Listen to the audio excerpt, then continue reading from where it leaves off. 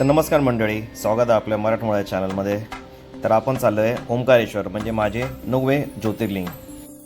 माझा प्रवास सुरू झाला कल्याण ते इंदोर, आणि इंदोरपासून आम्ही निघालो ओंकारेश्वरसाठी, जे घेतले 4 तास. आणि ब्रिजवर पोचताच आम्हाला दर्शन झाले शंकराचार्य यांचे भव्य मूर्तीचे.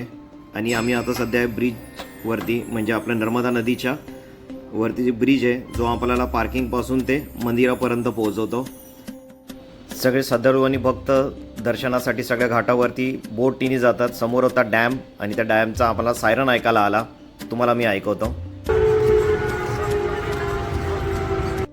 ब्रिजवरूनच झूम करून मी एकंदरीत लाईनीचा अंदाजा घेतला की वेळ लागणार आहे. मग आम्ही निघालो पहिले नर्मदा मातेचे दर्शन घ्यायला, आणि आम्ही पोचलो तटावरती.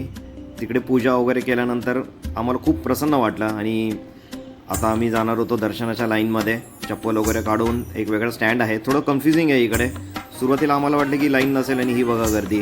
आणि इथे प्रॉब्लेम एकच आहे की डबल लाईन असते. सिंगल लाईन असती तर काय एवढं प्रॉब्लेम वाटला नसता, पण डबल लाईनमध्ये थोडासा प्रॉब्लेम होतो. ही बघा. पण एक आहे, नर्मदा मातेचे दर्शन घेता घेता तुमचा प्रवासही निघून जातो लाईनचा, तर तो कळून येत नाही तेवढा.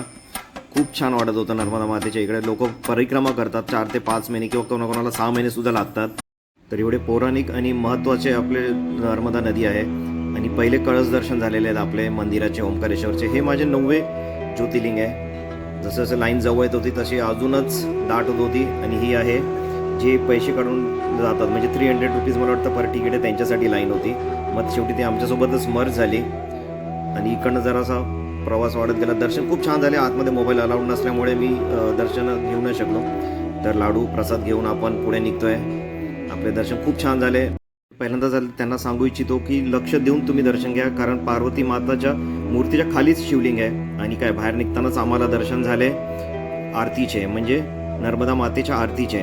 पण आम्ही येईपर्यंत आरती झाली होती का असो, पण आम्हाला खूप छान दर्शन झाले. आणि हा जो व्ह्यू होता की जे म्हणजे सगळ्याच घाटावरती होतात, गंगा नदीच्या घाटावरती जे होतात, हरिद्वारला होतात, वाराणसीला होतात, तसंच इकडे सुद्धा नर्मदा नदीचे दर्शन होतात, आरती होते.